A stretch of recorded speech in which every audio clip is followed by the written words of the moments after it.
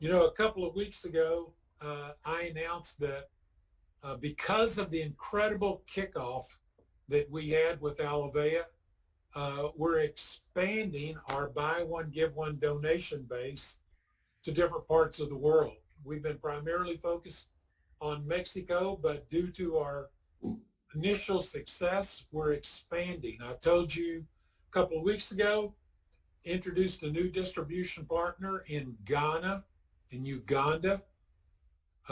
That's Operation Underground Railroad, uh, which is an incredible organization that is saving kids from the sex slave trafficking business.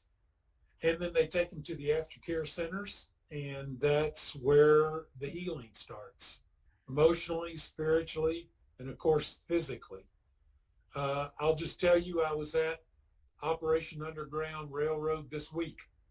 I flew up to Salt Lake City, spent an entire day there with their aftercare coordinator, whose name is Jessica Mass, and several people on their staff. And this could not be a better fit. These kids come out of that environment, and they said their lives have just been devastated. They've had access to every kind of chronic and infectious disease you can possibly imagine. So providing ACE manning to these kids is, according to them, going to be the biggest blessing that they could possibly imagine. Here's what's also interesting, is that almost everybody that works there has come out of the field.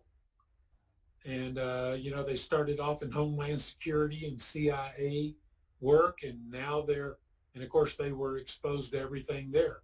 So a lot of the people that are working there have chronic disorders. And every one of them, to a person, said, how do we get access to your product? We don't just want it for our kids, we want it for us. So anyway, just a great experience this week. They couldn't be more thrilled with the association. What many of you don't know is that today is World Sickle Cell Awareness Day. And so it's very fitting that we're on the call today to introduce you to a brand new collaborating partner with the Hope Movement. And it's the Brain and Body Foundation out of Nigeria, and its founder, Dr. David Ajibade. And David and I have known each other for several years. I don't know, David, maybe 15 years now. Yeah, just about. David has had a lot of experience with ACE manning in the past. He's a medical doctor. And again, through Manna Relief, we worked with each other over the years. Then we kind of lost touch with each other as I was trying to explore how to get into social business and what all that meant. But we reconnected with each other about 3 years ago, right after Dr. Rodriguez had developed and donated his new ACE mannan extract technology that had 4.5 times more immune activating fractions than our original version, 4.5 times more per gram. So David and I reconnected and started talking about this new technology. And one thing led to the next, and David said, I've been providing nutritional support to kids over here in Nigeria, but there's a special group of kids that I would like to try this product on because there is no good effective therapy for it. It's kids with sickle cell. And so we agreed to fund a pilot, a quality of life impact study on several children there in Nigeria. So we sent David this new version of ACE mannan that we now called Alavea AE. He did a pilot project, and as a result of the impact of that study, he's now going to step 2 in the process. And so David called me about a week ago and said, I'm now working with the government. We're working on a letter or memorandum of understanding that will allow me to go to the next phase. So I don't want to say any more, David, because you're the expert from this point forward. So I asked David to come on the call. And by the way, we're going to provide product through our buy one, give model of social giving in the Hope Movement, David, whatever you need to do the next phase of your research. So I'd like you to tell everybody today a little bit about your foundation, about sickle cell, about the challenges with trying to deal with that, about what happened in the pilot project, and how the government has responded to your petition to help go to the next stage. I will say this, our products are not a treatment or a cure for sickle cell. There is no effective treatment or cure. But what we do is impact quality of life through enhancing the body's normal functions of defense and repair. And that's what best achieves quality of life impact, and that's what David is best at assessing. So David, the floor is yours. Your slides will come up when you ask for them, and here we go. Awesome.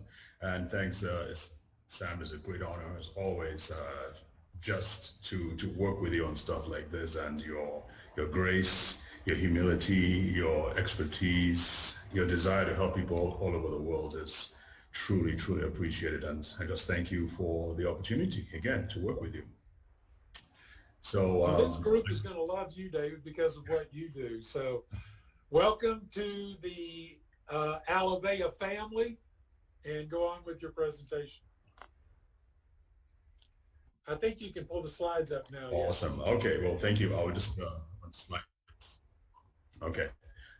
All right. So like Sam said, we are the Brain and Body Foundation. We actually established it about five years ago. And I came back from the US about 7-8 years ago. And the goal was just to use some of the things we had found out working with Sam, working with Mana Relief and other organizations to apply them in Nigeria, because the healthcare system really isn't the best at all. And we now know for a fact that strengthening the body, strengthening the brain, strengthening the different systems can take you a long way in improving health overall. And we've been trying to push that in through the healthcare system, but also through the public as well. And we found a lot of favor with the government and with the TV stations as well. So it's really been a great ride. Next slide, please. I'll just give you a quick view of our journey and how we got to start working on sickle cell disease. And I'll give you a quick explanation of what sickle cell is. And Sam, you can chime in anytime, not a problem, okay? Okay. We'll just say a few quick things about our foundation. So basically, we have a memorandum of understanding. Basically means that we are in partnership with the government to address several areas. And we started with brain disorders, autism, cerebral palsy, seizure disorders. There's a lot of that going on. And in the process, we started seeing kids with strokes from sickle cell disease. And it was alarming to me, because I thought way back, 20 years back, when we were dealing with sickle cell disease, I thought we'd have come a long way since then, and I found out we hadn't. They were still treating sickle cell disease pretty much the same way as they were doing it 25 years ago. And so it basically did a deep dive into it, and it was like, this cannot be happening. And so we began to look into what could improve the quality of life of these kids, so they don't have crises. I'm going to explain what that means. They don't have bone pains. Their bones don't start falling out of their bodies. They don't have strokes anymore. And so that led me to, and again, I'm just going to do a quick reverse and come back again to Sam. And we started working on the aloe product that he has eventually developed. So we are currently, the approval to work specifically with sickle cell disease is on the minister's table. We couldn't get it done in time for today, but it's on the minister's desk, and hopefully within a week we'll be approved to actually treat sickle cell disease, talk about it, to train healthcare professionals. I mean, everything will just work out hopefully as we hope to work out. We also do a lot with the mental health stuff, and like Sam was talking about the slavery and that going on. We have an MOU, an agreement with the military as well, so they need a lot of mental health stuff. And again, it goes down back to nutrition and improving the quality of life of these people. So let's go to the earlier slide. I'm just going to explain what sickle cell disease is. You see a lot of pictures on the internet. Earlier slide, the one before that one. Yeah, thanks. So basically, in its most basic form, sickle cell disease is a genetic disorder that happens mainly to dark-skinned people. Nigeria is #1 in the world because we have, of course, dark-skinned people. And basically, it affects the red blood cell. And it's not just the red blood cell, but that's the predominant cell that is affected.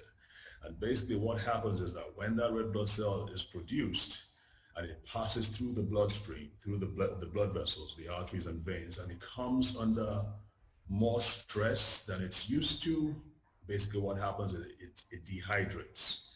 It shrivels up and becomes hardened. And once it becomes hardened and it becomes sickle shape as opposed to the nice round elliptical shape and rubbery shape, once that happens, it has a greater tendency to block the smaller blood vessels. And of course, you all know what happens when blood vessels are blocked. It means that the cells and tissues after that blockage will not work like they should. They will die, they'll become dysfunctional. And that's what happens in sickle cell disease. So it depends on where the blockage is. But that's just 1/3 of the story. The other part of the story is that those same cells could suddenly just erupt, just break into small pieces and release the contents, which are not supposed to be released, like iron, like heme. And those are very toxic to the body, and they can actually damage blood vessels and damage cells, causing widespread inflammation. That's the second part. The third part, which very few really pay attention to, unfortunately, is that because the cells are this way, the blood levels are so low compared to the average person. So we're talking about less than 30. We call it PCV, packed cell volume hematocrit. The average is supposed to be up in the mid 40s. So they are less than 30. I have several patients are 20 and below. And because they are constantly have this anemia, low blood levels, it means that their organs and tissues are constantly they're living suboptimally, and so they're going to be more prone to all kinds of diseases, and that's why they die. Most of them would die before the age of 40, and that's crazy when you think about it. I mean, we have 2 to 4 million people with sickle cell disease in Nigeria, and most of them will not survive past their 40th birthday. As a matter of fact, if we can skip to the next slide after this, and the next one, 2 slides forward, let's see if it's on that slide. The next one after that. Yes, there you go. So this is what I was talking about. So the worst thing on this slide here, well, I guess it's all bad. It's all terrible. But 50 to 70% of all children who are born with sickle cell disease, especially the more severe forms, will not survive past their 5th birthday. That's tragic. How could we have left this going on for so long? And I'll explain to you in a few slides why that is so. But as you can see, 10%, greater than 10% will have a stroke before in their lifetime, and the peak times are between the ages of 2 and 16 years of age when these strokes happen. The people who came to my clinic, to our center, they had multiple strokes by the time they were 10, and they were confined to wheelchairs. They couldn't even move their necks. All they could move were their eyes and maybe manage a slight smile. I mean, this is a kid, for heaven's sake. So that, like I said, that really got us into working with sickle cell disease and trying to find out what could possibly be a solution. Now, we knew it could not just be with medication. Nothing against medication, but we knew that with all the medications that are being tried, it just weren't working. As a matter of fact, last year I heard about 100,000. It came out with 2 drugs from the U.S. specifically for sickle cell disease. I've been out all day having an outreach, folks. So we had a major outreach. We had the president, a representative of the president come over, and all the major stations came to film the event. So we've been out in the sun. And so if I do slow my words, please excuse me. So where was I? Anyway, we found out that we could make a huge difference. And that, okay, the drugs, yes. 2 drugs have come out to treat sickle cell disease. Both of them cost not less than $100,000 a year to treat a child with sickle cell disease. I mean, most of the kids who come to my center, my clinic, can't even afford the transportation to come to the center. And of course, we give them all the stuff free of charge, but they can't even afford it. So where are you going to afford $100,000 to treat sickle cell disease? So that is a problem. Next slide, please. So yeah, Sam wanted me to kind of like talk about what is the standard approach to sickle cell disease, which is what is being practiced in most centers, either here or around the world. And basically, whether it's with the clinics or whether it's with the NGOs, the charity organizations, it really revolves around these 3 or 4 or 5 main things. You want to promote awareness, tell people with the sickle cell trait that they shouldn't get married. So if you have AS, if you are AS, genotype AS, your wife to be or spouse to be is genotype AS, don't get married. Well, that's well and good. But the problem is that we already have about 40 million of those people. And most of the tests, from our experience, don't work. They give false negatives. In other words, if someone is actually AS, they can go to the lab and the lab will say they are AA, which means they're fine. And so they say they're fine and they can get married. And then sometimes they do multiple times when they're young, when they're going to school, when they're about to get married, and it all says AA. When they get married, they end up with a child with SS, and that means the child with sickle cell disease, and they're both blaming each other. You lied to me, you lied to me. Is this really our child? You know, all kinds of things going on. And it's caused a lot of heartache and a lot of grief. And so yes, one way is to prevent people with AS who have the trait from marrying. But again, we're left with about 4 million people who already have been born and who are already living with the disease. What are we going to do about that? So the general treatment, obviously, they give routine meds, they give basically it's folic acid, they give an anti-malarial tablet, and then once in a while they give antibiotics.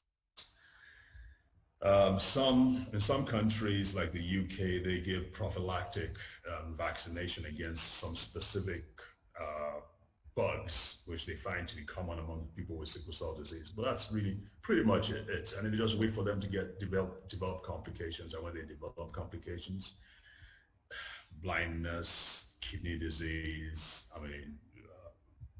bone marrow failure, the joints being damaged, well, they just treat them as they come if they can afford it. So it's really not an optimal way to look at treat sickle cell disease. And of course, in other countries like the UK and the US, the advocacy service, people advocate, they make the jobs, they try to protect the rights of the sickle cell disease patients. Not much of that happens here at all. So next slide, please. I'm going to get some water. Man, Sam, I don't know how you do it, but You're doing great, David. Thank you. I got to get this. Thanks. All right. So here we come into, like we said, the problems are varied with sickle cell disease. And so we've been working for, like I said, about 3 to 4 years in this space. And really, okay, I think I'll get to that. Lagos is like the New York City of the US. Abuja, where I am, is like the Washington, D.C. And we've been doing this for about 4 years, like I said, and we've been providing top grade nutrients. And I'll explain how aloe vera fits into all that. Okay, we can go on to the next one. Yeah, the last spot on this slide is a really cool one. So we went to the the government, and we said, well, listen, we can help people with sickle cell disease. A lot of the problem has to do with their immune system. Let's try. Why don't you give us an approval so we can test these in the different hospitals? And surprisingly, within a month or two, they gave us the approval. They were like, yeah, go ahead. They weren't going to give us any money, but they were ready to like give us the approval. So I guess that's good. We'll take it. So what is needed? Next slide, please. There's a bit of a delay over here, so forgive me if I take a while. So obviously we all know this. We need an approach that is holistic. It provides the solutions that are effective and work rapidly, have a wide safety margin that's really important, so that it can be administered by both healthcare professionals and non-healthcare professionals. We only have about, let's see, about 100 to 200 hematologists in this whole country of about 200 million people. And then we have about 4 million kids with sickle cell disease. Sickle cell disease is not the only blood condition. So we don't have enough hematologists to go around. So there's no point insisting that people go to the hospital, people with sickle cell go to the hospital for treatment. They're not going there anyway. There's just a fraction of them who go for regular clinic checkups. Most of them are in remote areas and they really they can't afford even the treatment that you give them. And the government does not subsidize these things. So even folic acid, which is dirt cheap, there aren't any subsidies for that. So people they are pretty much on their own. They have to find their way. Next slide.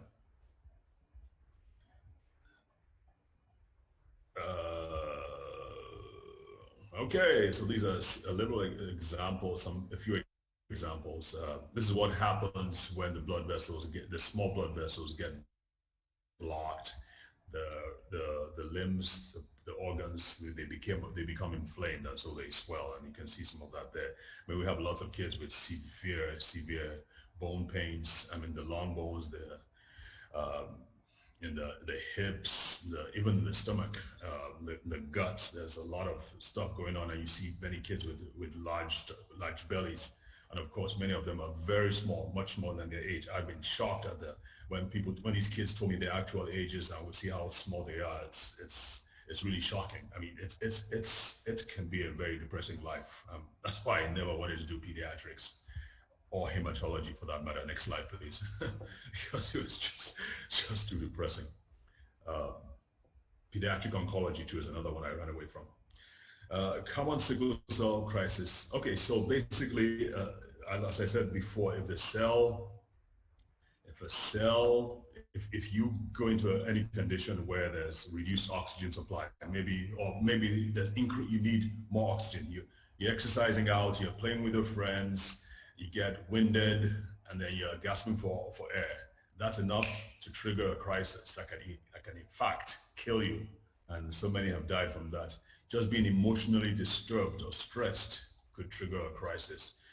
Changing the temperature, or going to get a hot shower, or going to get a cold shower can trigger a sickle cell crisis. So there are a lot of different things that can trigger a crisis. Next slide, please.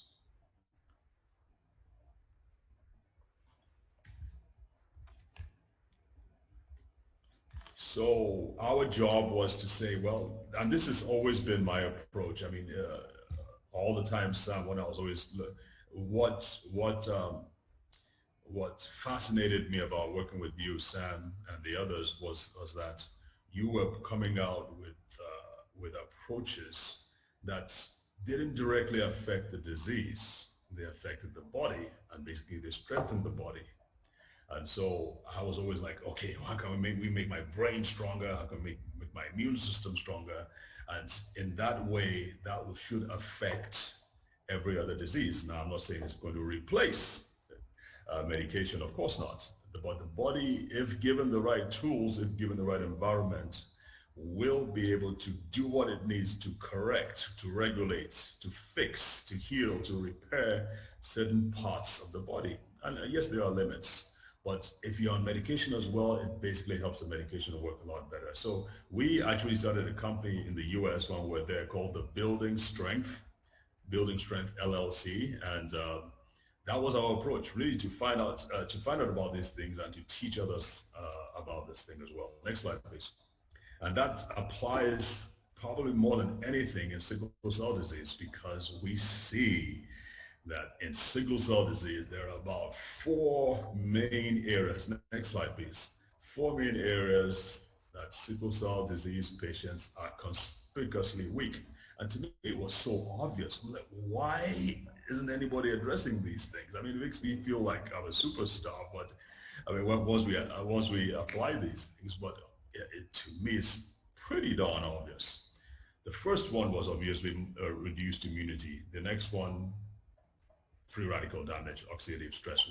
Sickle cell disease patients have very little control because they're constantly toxic.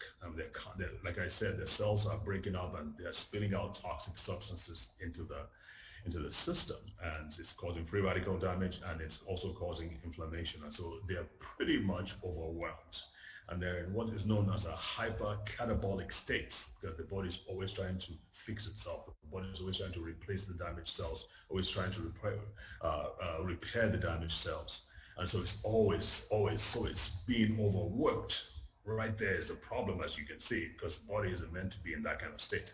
And of course, number four was low nitric oxide levels. Nitric oxide is a gas that opens up the blood vessels. It dilates and relaxes the blood vessels so blood can flow through. So if they have low nitric oxide, and this happens to black people as well. So it's a big problem with black people. We have lower levels of nitric oxide.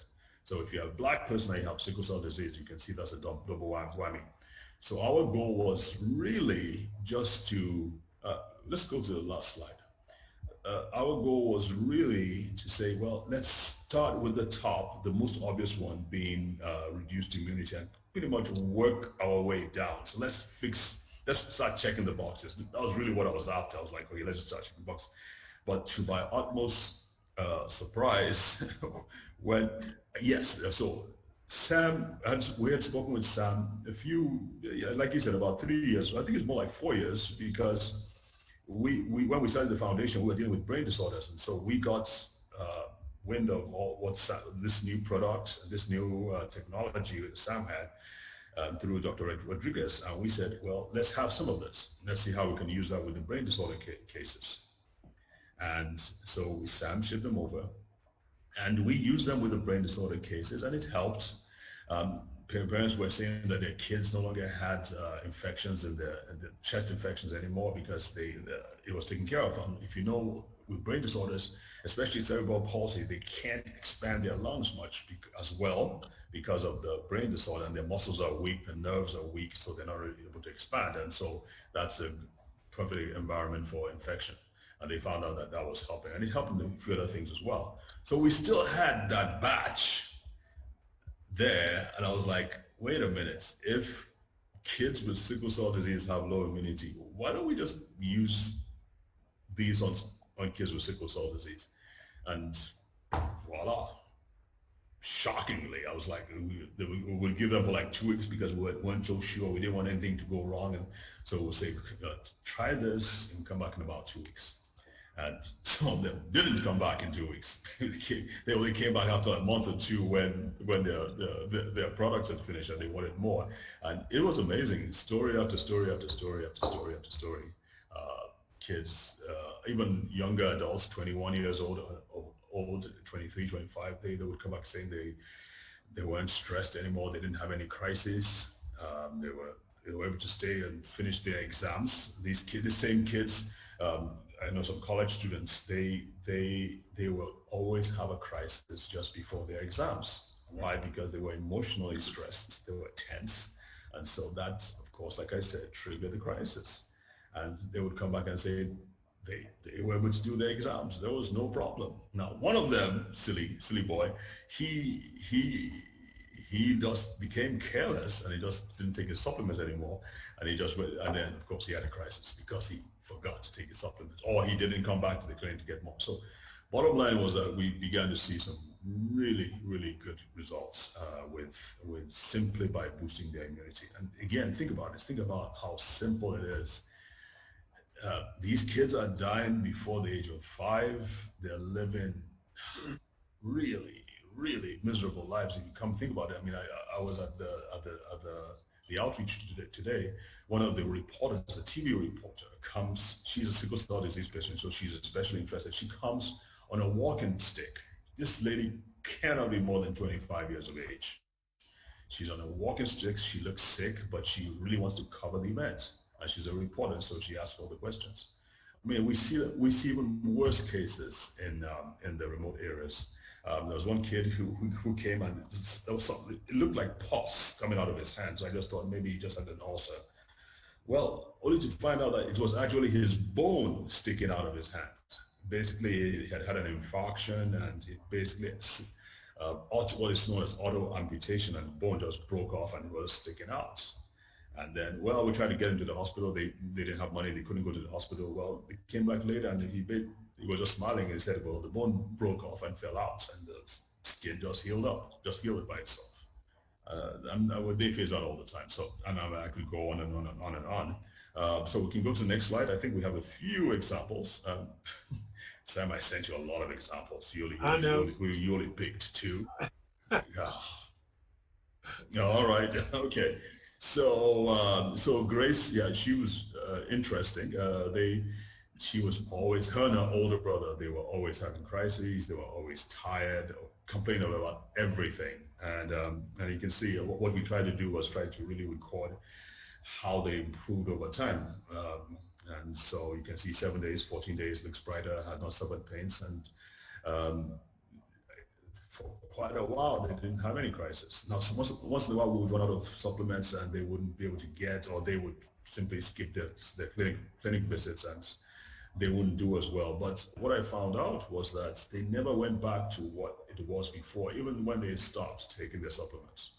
So it showed that there was some permanent healing and repair going on there. And so it's not just medications. You stop medications, they revert to what it was before. But with the right nutrition, it goes a lot further. So I think, is there another slide after this? We have a video we're going to play real quick. A video, okay. All right, great. Treatment for sickle cell disorder is evolving over the years as some sickle cell foundations in Nigeria say strengthening carriers' immune system with vitamins and supplements is effective. This was a submission at a sickle cell clinic where patients had free consultation and counseling. The report. An estimated 50 to 80% of infants born with sickle cell disorder die before the age of 5 years. And in Africa, about 200,000 infants are born with major sickle cell disorders each year. To reduce this alarming number of deaths, another approach for sickle cell patients to live free of extreme body pain is strengthening their immune systems with certain supplements. Can strengthen the immune system with a vitamin, can strengthen the immune system with the supplements, can strengthen the immune system with high quality nutraceuticals, which is what we use. We know that vitamin D, for instance, helps the immune system. We know that vitamin C helps the immune system. This does not exclude the government from regulating laboratories and monitoring lab tests. I have been living with sickle cell for the past 54 years now, and I know the challenges. We have a lot of false labs. So if they can fund proper laboratories to do proper genotype tests, it will go a long way. While these sickle cell patients live with the cultural beliefs and discrimination from people, they rejoice for having the right treatment that breaks the cycle of pains. Yeah, so I think one thing, David, that we talked about is you're providing your patients with vitamins and minerals and things like that. The real distinguishing factor in getting the kind of efficacy you got is when we added the extra immune support of ACE Mannin. And that's really when we started seeing these kinds of benefits. Yeah, absolutely. It works in so many other areas too, but yeah, been impressive. Well, David, thanks for your presentation today. I think everybody's excited. You know, our goal through our social business platform is to, first of all, make this technology available to people in developed nations of the world that can get access to our product. Poor health is epidemic in the world. Of course, we see pandemics going on everywhere. And so the ability to impact quality of life of consumers around the world through our social business is what provides sustainable funding to reach the world's most vulnerable children. The question often asked me is, how do you get to the world's most vulnerable children? And it's through organizations like yours. So we want to thank you, David, for partnering with us. We'll provide you the best technology. You provide us the impact of those, and we will take this all over the world. Awesome. Love it. Love it. So you said something on the call the other day, which I think is kind of interesting. You said when we open up the abilities to start meeting again, that you would love to come over and make presentations at our regional meetings here in America. So we're going to take you up on that, Dave. Let's do it. Well, on behalf of everybody that's on this call today, everybody that's a part of Alavea, thank you very much, David. We look forward to a long and prosperous partnership together. Thank you. Thank you so much, Sam. God bless you for all you do.